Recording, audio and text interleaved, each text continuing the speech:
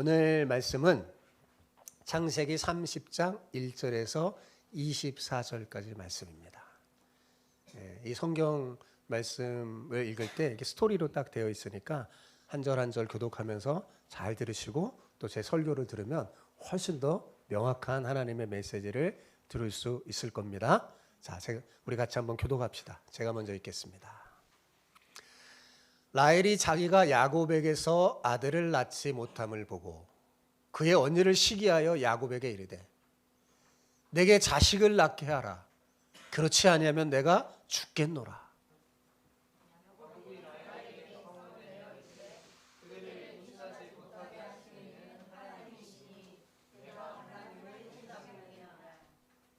라헬이 이르되 내 여종 비라에게로 들어가라. 그가 아들을 낳아 내 무릎에 두리니 그러면 나도 그로 말미암아 자식을 얻겠노라 하고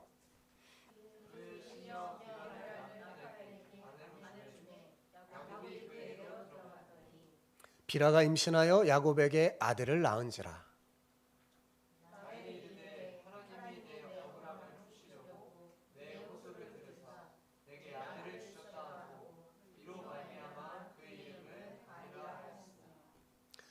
라헬의 시녀 비라가 다시 임신하여 둘째 아들을 야곱에게 낳으매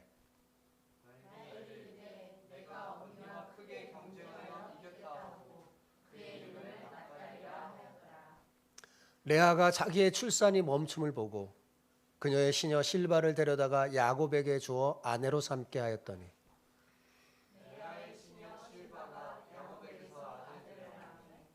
레아가 이르되 복되도다 하고 그의 이름을 가시라 하였으며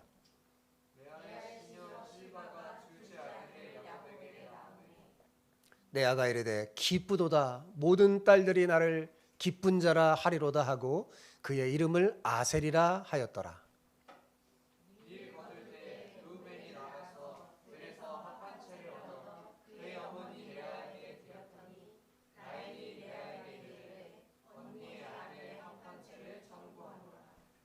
레아가 그에게 이르되 내가 내 남편을 빼앗은 것이 작은 일이냐?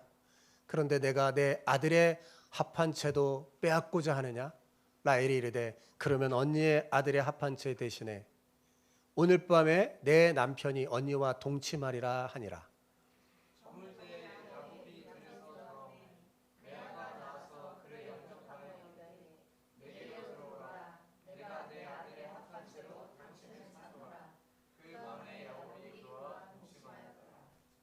하나님이 레아의 소원을 들으셨으므로 그가 임신하여 다섯째 아들을 야곱에게 낳은지라.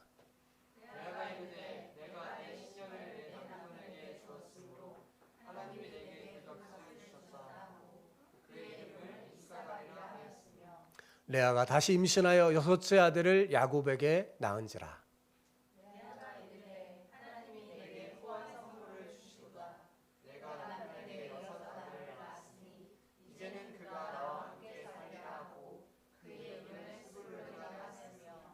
그 후에 그가 딸을 낳고 그의 이름을 디나라 하였더라.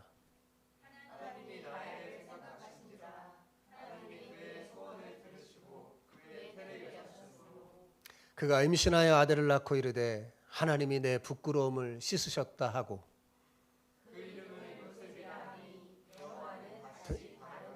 내게 더하시기를 원하노라 하였더라. 아멘. 예. 좀 길었는데 잘 읽으셨습니다. 예. 굉장히 막 복잡하죠, 가정이. 자, 오늘 설교 제목이 뭐예요? 합한 채를 버려야 은혜의 꽃이 핍니다. 예, 합한 채가 뭔가 설교를 잘 들으면 설명해 줄게요. 예. 제가 그리 오래 살지는 않았지만 인생의 구비구비를 지나면서 조용히 삶을 되돌아보고 묵상할 때마다 깊이 깨닫는 진리가 하나 있습니다.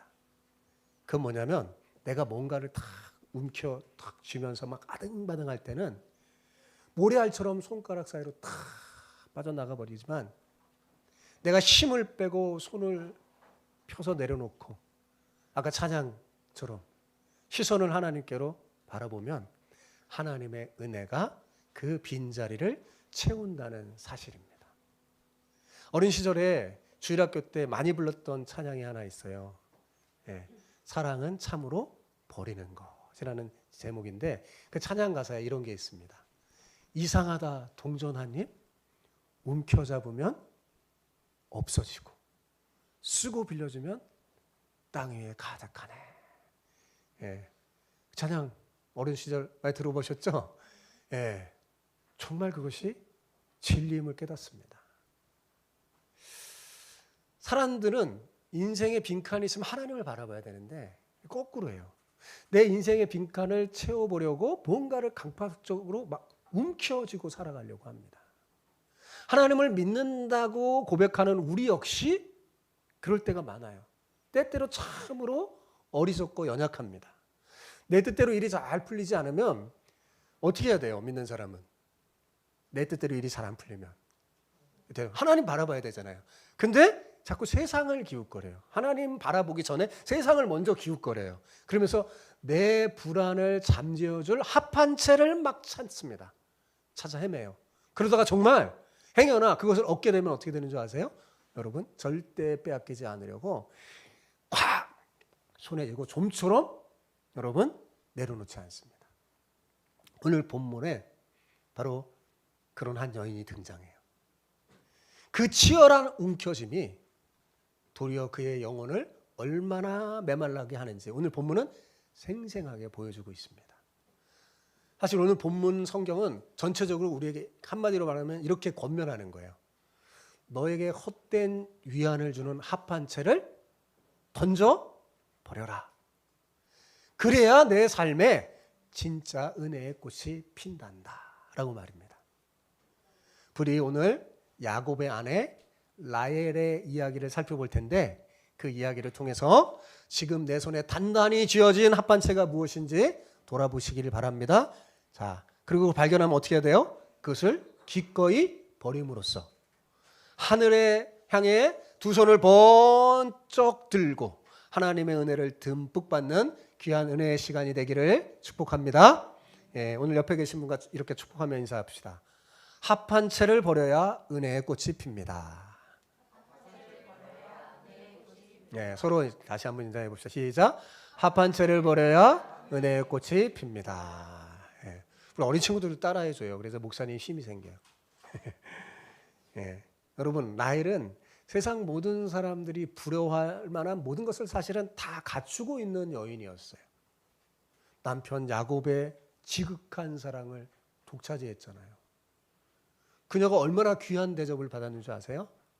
자기를 위해 무려 14년이나 무임금을 받고 노동을 했어요. 자기를 얼마나 소중히 여기면 그럴 수 있을까요? 그죠? 이 라헬의 이 자존감은 정말 엄청나게 올라갔을 거예요.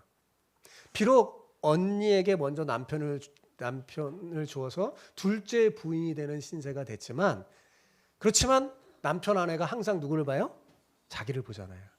남편의 온전한 사랑이 자기이기 때문에 그 상처는 그래도 충분히 견딜 수 있었을 겁니다.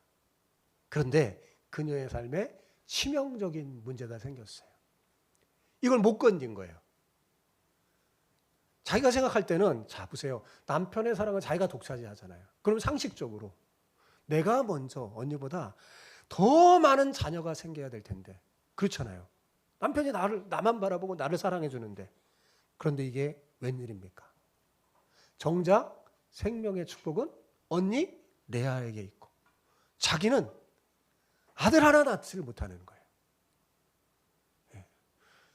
그 순간에 여러분 라헬의 마음속에 뭐가 생겼을까요? 무서운 불길이 이제 행복하지가 않는 거예요. 한편의 사랑받아 행복하지 않고 무서운 불길이 솟아올랐는데 그 불길은 걷잡을 수 없는 질투와 시기심이었어요. 오늘 본문은 자식을 낳지 못한 라헬이 언니를 시기하면서 남편 야곱에게 자기 자식을 내놓으라고 그러면 죽겠다고 안 그러면 죽겠다고 생떼 쓰는 장면으로 시작합니다. 자 1절을 볼까요? 1절을 같이 한번 봅시다. 시작. 라헬이 자기가 야곱에게서 아들을 낳지 못함을 보고 그의 언니를 시기하여 야곱에게 이르되 내게 자식을 낳게 하라. 그렇지 아니하면 내가 죽겠노라. 야곱에게 말하는 거예요. 내게 자식을 낳게 하라. 그렇지 않으면 내가 죽겠노라. 막. 예? 여러분, 이 여인의 부르짖음을 한번 들어보세요.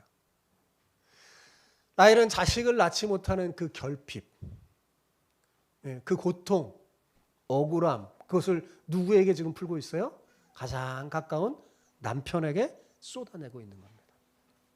내 뜻대로 풀리지 않는 인생의 책임을 남편에게 돌면서 마치 야곱이 낳지 않게 하는 것처럼 그렇게 야곱을 달달 볶고 있는 거잖아요. 그렇죠? 오직 하나님만이 채울 수 있는 인생의 빈칸을 사람을 통해서 억지 부리고 있는 거예요, 지금. 자, 야곱은 라헬을 정말 사랑했지만 이 막무가내로 쏟아지는 이 원망 앞에서는 그 역시 무너지고 맙니다. 그는 결국 화를 내면서 뭐라 그래요?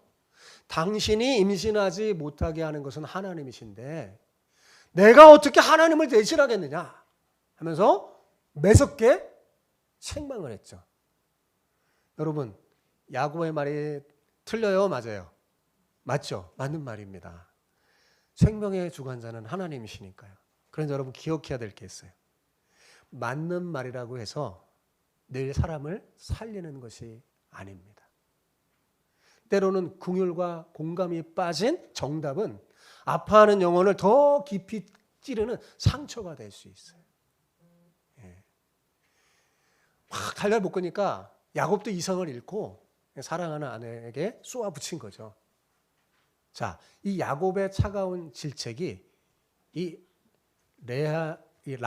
라헬의 마음을 더욱 벼랑 끝으로 몰고 그녀로 하여금 결국 인간적인 방법, 자기의 여종을 남편의 침소로 들여보내는 돌이킬 수 없는 뼈아픈 실수를 하게 만듭니다. 여러분 기억하세요. 하나님을 믿는 사람이 온전히 하나님을 바라보지 못하고 세상의 비교와 시기심에 휩싸이잖아요. 그럼 어떻게 되냐? 그 무서운 불똥이요. 가장 가까운, 나에게 가장 가까운 사람에게 옵니다. 그 사람의 마음을 태워버려요. 그럼 어떻게 되냐면 내게 이미 주신 수많은 감사의 조건 다 잊어버려요. 라헬의 감사의 조건 많잖아요. 그걸 다 잊어버리고 나하고 평생 살아갈 소중한 사람에게 지울 수 없는 깊은 상처를 남깁니다. 여러분 그러지 않길 바랍니다. 예, 하나님의 사람이 어려울 때는 어딜 봐야 돼요? 위를 바라봐야 돼요. 예. 근데 세상을 기웃거리면 이렇게 실수를 하게 돼요. 예. 그리고 그 실수가 어떨 때는 가장 가까운 사람에게 이렇게 오게 되는 거죠. 여러분, 라헬은 남편에게 화풀이할 게 아니라 어떻게 해야 됐을까요? 여러분, 그 억울함과 고통을 가지고 하나님을 바라보고 하나님 앞에 나아가고 기도해야 되겠죠. 그리고 남편 야곱도 마찬가지죠. 라헬이 낳지 못하면 그도 어떻게 해야 되겠어요? 믿음의 가장으로 하나님께 구해야 되잖아요. 그러니까 둘 다 하나님을 바라보지 않는 거예요. 그러니까 자꾸 서로에게 상처를 주고 이런 일이 생기는 거죠. 그런데 여러분 여기서 언니 레아와 동생 라헬의 인생에 엇갈린 결정적인 지점이 사실은 여기에 있어요. 여러분 이 두 사람 레아와 라헬 두 사람 다 인생의 밑바닥 캄캄한 절망의 때를 만났어요. 어려운 위기를 만났잖아요. 그죠? 그런데 그 위기의 순간에 하나님께 매달렸느냐 아니면 사람에게 매달렸느냐가 두 사람의 결말을 완전히 뒤바꿔 놓습니다. 레아는 하나님을 바라보면서 눈물로 부르짖었지만 라헬은 그렇지 못했습니다. 또 제가 이렇게 말하면 어떤 분들은 속으로 아니 성경의 목사님 어디 레아가 기도했다는 말씀이 있습니까? 이렇게 하면서 고개를 갸우뚱할지 모르겠습니다. 맞아요. 성경에는 레아가 뭐 직접적으로 기도했다 이런 표현은 없어요. 그런데 우리가 충분히 그녀가 기도했다는 사실을 알 수 있어요. 그를 보면 뭘 보면 알 수 있을까요? 그녀가 낳은 자녀의 이름을 보면 알 수 있습니다. 예. 하나님께 부르짖었어요. 자, 여러분 우리는 대개 내 뜻대로 일이 풀리지 않으면 이렇게 생각할 때가 있습니다. 아, 망했다. 예. 특히 어린 친구들 막 그럴 수 있는데 예? 오늘 목사님 얘기 잘 들으세요? 내 인생 끝났다. 망했다. 뭐 시험 한번 잘못 치면 아, 뭐 다 끝났다. 예. 그래서 잘못된 선택을 할 때도 있어요. 아이들이. 예. 여러분 그거는 철저한 착각이에요. 여러분 기억하세요? 인생이 원하는 대로 되지 않아서 망하는 게 아닙니다. 시험 한 번 잘못 봤다고 우리 친구들 망하는 게 아니에요. 그럼 왜 망할까요? 뭔가 잘못되었을 때, 내 인생의 뜻대로 되지 않았을 때 하나님이 아닌 사람에게 매달리기 때문에 망하는 거예요. 하나님이 아닌 세상을 기웃거리기 때문에 망하는 거예요. 당장 눈앞의 상황이 잘 풀리지 않는다 할지라도 결국 사람을 의지하면 망하지만 하나님을 의지하면 다시 일어설 수 있는 거예요. 여러분, 당장 눈앞에 일이 잘 풀리지 않고 일이 꼬이고 안 돼도 지금 그 사람이 하나님을 붙잡고 있다면 그는 반드시 다시 일어서는 영광스러운 인생을 살 겁니다. 그래서 잠언 기자가 말해요. 의인은 7번 넘어져도 다시 일어섭니다. 왜요? 여기서 말하는 그 의인은 어려울 때 뭘 봐요? 하나님을 매달리니까. 하나님의 손이 있는 거예요. 하나님의 손이 이끌어 내리켜요. 그런데 뭐라고 잠언 기자가 말하냐면 악인은 그렇지 않으며, 어려울 때 악인 하나님은 바라보지 않아요. 그래서 망하는 거예요. 일이 안 풀려서 망하는 게 아니라 뭐 때문에 망한다고요? 하나님을 바라보지 않아서 망하는 거예요. 그런 점에서 여러분, 지금 혹시 내 인생이 망했다, 혹시 깊은 절망에 빠진 분이 있다면 제가 이렇게 권면드리고 싶습니다. 여러분은 아직 망하지 않았습니다. 예. 우리 친구들 지난 시간 중간고사 잘 보셨어요? 혹시 못 봤습니까? 예. 망하지 않았어요. 시험 한번 못 봤다고. 절대 망하지 않았어요. 예. 지금이라도 여러분이 여러분의 힘과 지혜로만 공부하지 마세요. 예. 내 힘과 지혜보다 훨씬 똑똑한 세상이 너무 많아. 가장 지혜로우신 하나님께 지금이라도 한번 부르짖어 보세요. 지혜를 구해보세요. 솔로몬 왕이 왜 이렇게 지혜로운 왕이 됐어요? 하나님께 지혜를 구했기 때문에 그런 거예요. 세상에 똑똑한 왕 얼마나 더 많았겠어요. 근데 하나님의 지혜를 구하니까 세상에 그 어떤 왕보다 지혜로워진 거예요. 지금이라도 늦지 않았어요. 여러분 기도하자 부르짖잖아요. 여러분의 인생은 역전됩니다. 결코 망하지 않아요. 이 시간 여러분 한번 정직하게 자신을 한번 돌아봐 보시기 바랍니다. 사방이 다 망한 것 같고, 예? 잘 안 되는 그 다급한 순간에 여러분이 어떤 일, 이렇게 한번 돌아보는 거예요. 내가 참 어려운 일을 당하고 다급한 순간에 나는 과연 하나님을 찾는지 아니면 사람을 찾고 있는지 한번 돌이켜보기 바랍니다. 여러분, 나일처럼 하나님이 아닌 사람의 옷자락을 막 붙잡고 신세한탄을 늘어놓는 그런 어리석음을 이제 하지 마세요. 대신 어떻게 해요? 레아처럼 내 모든 아픔과 억울함을 갖고 하나님께 나아가 하소연하십시오. 우리가 눈물로 기도하며 하나님의 긍휼에 있기만 한다면 완전히 무너질 것 같은 망한 인생 같은 우리 인생도 하나님의 은혜를 부어주시잖아요. 완전히 역전됩니다. 은혜의 꽃이 펴요. 어린 시절부터 이건, 어린아이 우리 어린 친구부터 이것을 알면요, 여러분의 인생은 정말 복된 인생이에요. 예. 여러분이 어려서부터 하나님을 볼 줄 알면, 여러분의 어린 친구들이 눈을 그 하나님께 돌릴 줄 알고 하나님과 기도하면 하나님을 의지할 줄 안다면 목사님 정말 기대가 돼요.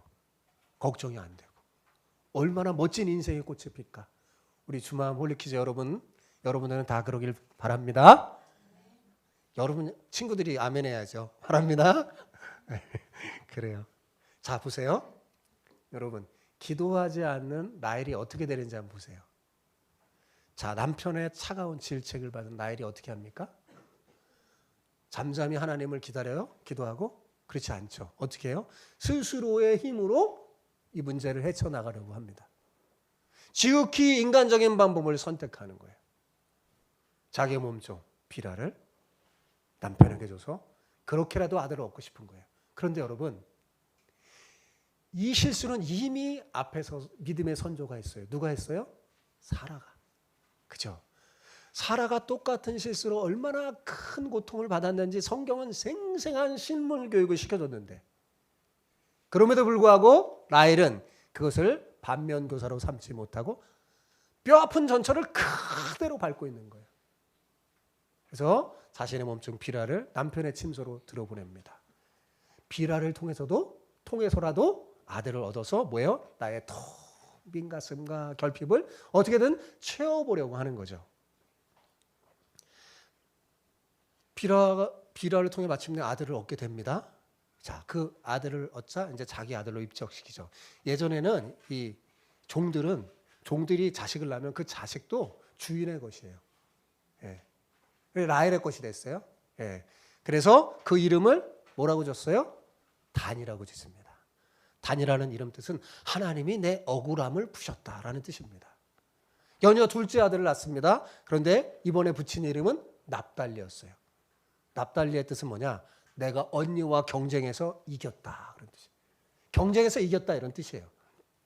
여러분, 가만히 이 라헬에 붙인 자녀의 이름을 보세요. 얼마나 서글프고 비극적인 이름입니까? 어떻게 자녀의 이름이 이렇게 질 수가 있어요? 한 생명에 태어나는 그 경이롭고 축복받아야 할 아이들에게 고작 언니를 이기기 위한 도구로 쓰이는 이름을 붙여준 거예요. 예? 언니를 이기기 위한 보복 수단으로 삼은 거죠. 여러분, 하나님이 주신 귀한 생명에 감사하면서 거기에 맞게 감사의 이름을 지어야 되잖아요. 그런데 누군가를 짓밟기 위한 부모의 전리품이 되고 소유물이 된 참으로 비극적인 현장이 되고 말았어요. 여러분, 참 안타까운 게 있는데 사람들은 좋은 본보기는 좀처럼 따라하지 않아요. 이상하게. 근데 나쁜 거는 어때요? 쉽게 따라합니다. 별로 막 열심히 가르쳐주지 않아도 나쁜 거는 쉽게 배워요. 이게 문제인 것 같아요. 언니 레아가 딱 그랬어요. 동생에게 지기 싫었던 레아는 가만히 있지 않았어요. 자기도 질세라 어떻게 해요? 자기의 몸종 실바를 남편에게 줘서 이 참혹하고도 기형적인 출산 경쟁에 뛰어듭니다. 여러분, 자, 지금 야곱 가정에 벌어지는 일, 믿음의 가정 다 와요? 그렇지 않죠. 하나님의 언약 백성이라는 이 가정에 믿음의 원리는 온데간데 없이 다 사라지고 철저히 육신적인 방법만 가득 차게 되는 거죠. 이게 어찌 믿음의 가정의 아름다운 모습입니까? 아니잖아요. 여러분, 사실 레아는 이미 자녀가 몇 명이나 있어요? 4명이나 있잖아요. 그 고대에는 여인이 자녀를 얼마 가졌느냐가 되게 중요해요. 그럼 자기는 4명이나 있고 동생은 없으면 어떻게 해야 돼요? 그래 좀 불쌍히 여기고 다독여주고 하나님이 주실 거야. 이러면 얼마나 좋겠어요. 그죠? 근데 어떻게 해요? 기필코 자기도 경쟁해서 제가 둘 낳았어. 저 때는 4대 빵이었는데 지금 매요? 4대 2? 나도 실바. 그래갖고 둘 더 낳아요. 다시 차이를 4개로 늘렸어요. 6대 2로. 야, 참 이게 무슨 일입니까? 예? 이로 인해서 믿음의 가정은 시기, 질투, 증오와 경쟁의 심으로 아주 썩어 들어가고 있고 말았어요. 여러분, 하나님의 사람들이, 믿음의 사람들이 세상의 방식대로 자꾸 뭔가를 막 따라가고 짓밟고 그래서 거기서 얻는 성취는 잠깐은 막 통쾌함도 주고 내게 무슨 유익을 줄지 몰라도 여러분 결국은요 손해예요. 여러분의 영혼에 참 평안을 주지 못합니다. 그저 또 다른 경쟁을 낳고 끝없는 목마름을 낳을 뿐입니다. 참된 만족을 얻을 수가 없어요. 자, 라헬이 자기의 몸종을 줘서 아들 둘 얻으니까 이제 행복하고 만족했을까요? 안 그래요. 더 목말라요. 자, 그러던 어느 날 이렇게 치열한 출생 경쟁이 이루어지고 대리전이 치러지던 어느 날 밀추수 때가 되었어요. 레아의 맏아들 루벤이 들에 나갔다가 합한 채라는 걸 발견하고 어머니에게 가져옵니다. 자, 이게 합한체예요. 여러분, 꼭 우리나라 인삼 닮았죠? 인삼 닮았죠? 이걸 발견한 거예요. 예. 어린 아들이 이걸 발견했어요. 그래서 이게 궁금해갖고 엄마에게 갖다 줬죠. 이 당시 고대 중동 지역에서 있는 저 합한체는요, 사랑의 사과라고 불렸어요. 그리고 그때 사람들은 이 식물을 먹으면 임신을 한다고 생각했어요. 아이를 못 낳는 여인들은 이걸 얻으면 자녀를 낳고 사랑을 깊이 해주는 신비의 영약이라고 믿었어요. 이거 너무 귀한 거. 이거 얻으면 이제 막 다 되는 거예요. 이게 미신이죠, 미신. 말도 안 되는 그걸 딱 갖고 있었어요, 사람들이. 자, 이 소식이 누구에게 들어갔어요? 라헬에게 들어갔어요. 야, 라헬의 아들 루벤이 합한체를 발견한 엄마에게 갖다 줬대. 그러니까 눈이 번쩍 뜨입니다. 당장 어떻게 해요? 언니에게 막 달려가는 거예요. 그리고 언니에게 그거 나 달라고. 그럼 내가 주겠습니까? 안 주죠. 그러니까 어떻게 거래를 해요? 언니, 그거 나한테 주면 오늘 밤 내 남편 야곱 언니한테 들어가게 해줄게. 예. 남편을 거래 삼아서 넘겨버리고 합한체를 손에 얻습니다. 자, 여러분, 이 합한체를 품에 손에 꽉 쥔 이 라헬을 한번 상상해 보세요. 아마 속으로 막 쾌재를 불렀을 거예요. 야, 이제 끝났다. 이 신비한 약초가 내 손에 있으니 나도 이제 아들을 얻을 수 있을 거야. 예? 그러지 않았겠어요?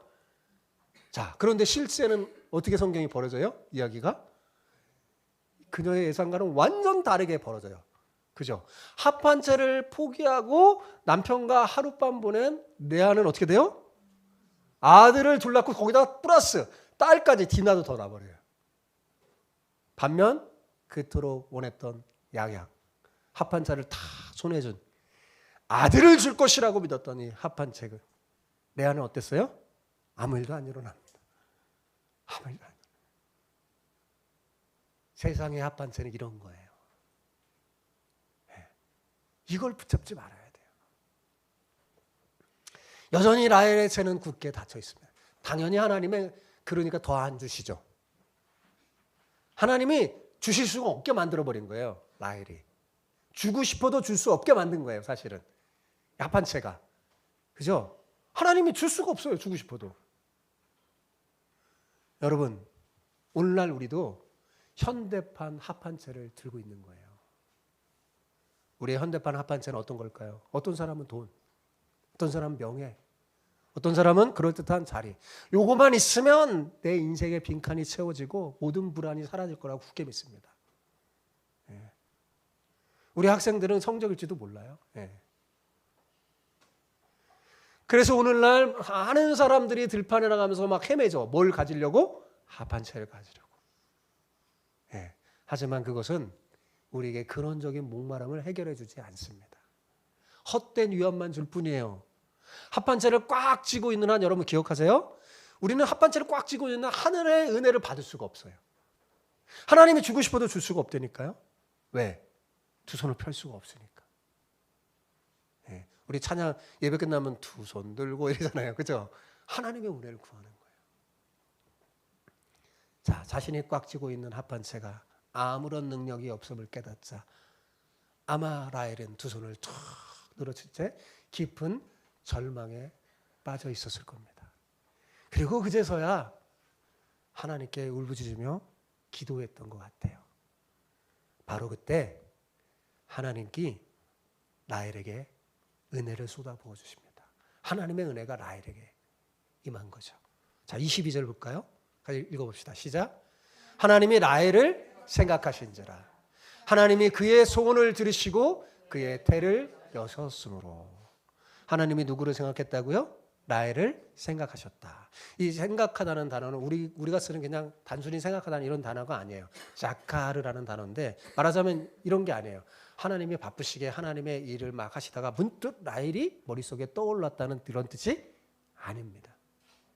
하나님이 언약을 기억하시고 가장 완벽한 때가 돼서 하나님이 개입하시며 하나님이 일하기 시작했다는 거예요. 하나님이 뭐예요? 행동하기 시작했다는 거예요. 아까 찬양 시설에 보면 나오잖아요. 바라보면 역사가 일어나기 시작하죠. 그게 자카르예요. 하나님이 생각하면 생각만 하시는 게 아니라 하나님은 어때요? 일하기 시작해요. 이게 자카르라는 단어의 언약의 단어입니다. 하나님은 사실 라헬을 잊은 적이 한 번도 없어요. 기다린 거예요. 라헬이 복받을 그릇이 되도록 기다린 거예요. 라헬이 언니에게 막 질투해서 분노할 때도, 또 자신의 몸종을 대림으로 내세워서 억지를 부릴 때도, 세상적인 방법을 막 쓸 때도, 헛된 미신인 합한채를 손에 꽉 쥐고 목숨처럼 막 붙잡고 있을 때도 하나님은 그녀를 묵묵히 지켜보고 계셨어요. 버리신 게 아니에요. 라헬이 손에 쥐고 있는 그 모든 헛된 위안이 다 바닥 날 때를 기다린 거예요. 바닥에 툭 떨어지고, 오직 하나님의 은혜를 구하며 텅 빈 두 손을 라헬이 진짜 이렇게 하나님 앞에 들 때를까지 하나님은 잠잠히 기다리신 거예요. 합한 채를 버린 그 빈손 위에 하나님이 마침내 뭘 줘요? 은혜에 꽂힌 아들을 주십니다. 그 아들이 누굽니까, 여러분? 바로 훗날 애굽의 총리가 되어서 이스라엘 민족 전체를 기근에 구하고 그 주변 나라들을 다 살린 구원의 통로 요셉입니다. 이 아들은요, 10아들을 부럽지 않는 아들이에요. 이 아들을 얻어요. 자, 23절, 24절 같이 볼까요? 시작. 그가 임신하여 아들을 낳고 이르되 하나님이 내 부끄러움을 씻었다 하고 그 이름을 요셉이라 하니 여호와는 다시 다른 아들을 내게 더하시기를 원하노라 하였더라. 자, 이전에 라헬이었다면 이렇게 아들을 낳고 어떻게 소리쳤을까요? 아마 이렇게 한 것 같아요. 거봐라, 야, 내가 결국 언니를 이겼다. 내 방법이 통했다. 라고 막 자랑했을지 모릅니다. 하지만 이 절망의 끝에서 하나님의 은혜를 경험한 그녀의 고백은 좀 다르죠. 예, 아파하고 좀 달라요. 요셉의 이름의 뜻이 뭐라고 그랬어요? 여호와께서 더하신다라는 뜻이에요. 누가 더하신다고요? 여호와가. 합한채가 더해요? 아니요. 여호와가 더하신다.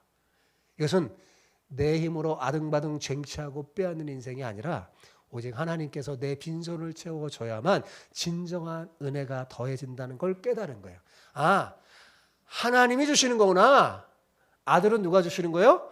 하나님이 주시는 거구나. 합한채가 주는 게 아니구나 라는 걸 깨달은 거예요. 그러니까 이게 뭐예요? 철저히 하나님 앞에 항복하고 두 손 들고 나간 거죠. 눈물의 찬양, 신앙 고백인 거예요. 여러분 기억하세요. 우리가 어떨 때는 막 힘들어서 안 돼서 막 끝나는 것 같을 때 기억하세요. 나의 끝은 하나님의 시작이다. 따라해보세요. 나의 끝은 하나님의 시작이다. 네. 내가 끝이라고 생각할 때 눈을 들어 하나님을 바라보면 이제 뭐예요? 하나님이 일하기 시작해요. 자카르하고. 내가 내 손에 쥐고 있는 합한 채, 그건 시들해져 버립니다. 그것이 내 삶에서 시들어져 버리고 내 방법이 산산조각 나고 다 끝나버리는 그 절망의 순간에 하나님의 사람에게서는 하나님이 자카르 하세요. 그리고 그 삶에 찾아오셔서 가장 영광스러운 은혜의 꽃을 피워주십니다. 그때가 시작이에요. 단 조건이 있어 보여? 하나님을 바라보는 거죠. 자, 제가 설교 다 했어요. 자, 오늘 들은 말씀, 자, 마음에 담고 조용히 한번 눈을 감고 여러분 두 손에, 내 두 손에 정말 무엇이 들어있는지 한번 정직하게 한번 살펴보시기 바랍니다. 혹시 여러분이 꽉 쥐고 놓지 못하는 합한채가 자녀의 성공입니까? 돈입니까? 통장의 잔고입니까? 아니면 남들이 무시 못하는 알량한 자존심입니까? 그것만 얻으면 내 삶의 불안이 사라지고 행복해질 것이라고 믿으면서 내 영혼은 메말라가는지도 모르고 정말 아등바등 살고 있지는 않습니까? 하나님을 믿는다고 하면서도 형식만 하나님 앞에 갇히고 마음은 세상에 다 빼앗긴 채 여기저기 두리번거리면서 나만의 합한 채를 찾고 있지는 않습니까? 이제 그 시들어버릴 헛된 위안을 준 합한 채를 어떻게 해야 되겠어요? 십자가 앞에 하나님 앞에 과감히 던져버리세요. 내 힘으로 무언가를 얻으려고 불끈 쥐었던 이 두 손, 그걸 펴야만 비로소 하나님께서 부어주시는 은혜를 받을 수 있어요. 그거 쥐고 있으면 하나님이 주고 싶어도 못 주는 거예요. 여러분, 내가 쥐고 있는 이거 놓는다고 해서 결코 내 인생이 무너지지 않습니다. 오히려 내 방법이 철저히 무너지고 내 손이 텅 비게 되는 그 절망의 순간이 오히려 더 큰 하나님의 기회고 은혜예요. 하나님께서 자카르하시고 여러분을 기억하시고 여러분의 삶에 개입하신다니까요. 그것이 가장 영광스러운 하나님의 은혜의 출발점이 될 때가 정말 많습니다. 세상의 합판차를 내려놓고 잠잠히 우리 주님을 바라볼 때 하나님은 여러분의 부끄러움을 씻어주시고 텅 빈 그 두 손 위에 요셉이라는 더하심의 은혜를 가득 채워주실 줄 믿습니다. 오늘 설교를 마치고 다 마치고 여러분 예배당 문 나가면서 다시 한번 마음에 이렇게 새기길 바라요. 저를 한번 따라해 봅시다. 합한 채를 버려야 은혜의 꽃이 핍니다. 네, 이래도 한번 따라해 봅시다. 합한 채를 버려야 은혜의 꽃이 핍니다. 그래요. 조그맣게지만 따라했어요. 네. 네. 우리 일의 합한 채는 뭘까 궁금하네. 사랑하는 성도 여러분, 이제 헛된 유안으로 움켜잡은 내 손, 합한 채를 든 내 손 어떻게 돼요? 힘을 좀 풀고 꽉 잡고 있는 현대판 합한 채를 과감히 던져버리시기 바랍니다. 그리고 던졌으니까 내 손은 어때요? 비어 있잖아요. 텅 빈 두 손을 어떻게 해요? 올려들고. 여러분 우리 예배 시간에 시작할 때 두 손 들고 왕이신 하나님 그게 그거예요. 하나님께 항복하는. 하나님이 나의 왕입니다. 하나님의 은혜 없이는 살 수 없습니다. 그런 거예요. 이렇게 두 손을 탁 들고 하나님 앞에 나와서 뭐냐면 여러분의 상황을 그대로 얘기하는 거예요. 내 아픔을, 내 고통을. 예. 어린아이도 어린아이들 나름대로 막 고통과 아픔이 있어요. 그죠? 그거 다 얘기하는 거예요. 하나님 앞에. 하나님 다 들으세요. 다 토해내세요. 그리고 온전히 여러분을 맡겨보세요. 그가 진짜 성경에서 말하는 복된 사람, 지혜로운 사람입니다. 그러면 치열한 경쟁과 비교로 얼룩진 이 세상은요 비은혜의 세상이에요. 얼마나 시기, 질투, 경쟁, 피곤해요. 너무너무 힘들어요. 그 세상 속에서 하나님이 어떻게 하냐? 여러분의 삶에 하나님이 개입하세요. 그리고 뭐하냐? 은혜의 꽃을 피게 만듭니다. 하나님이 더하시는 거예요. 여러분의 인생에. 누가 더하세요? 하나님이. 세상이 아니라 하나님이 더하시는 은혜의 꽃이 피게 될 줄 믿습니다. 여러분 모두 그 참된 복을 누리는 은혜의 주인공이 다 되시기를 축복합니다. 아멘.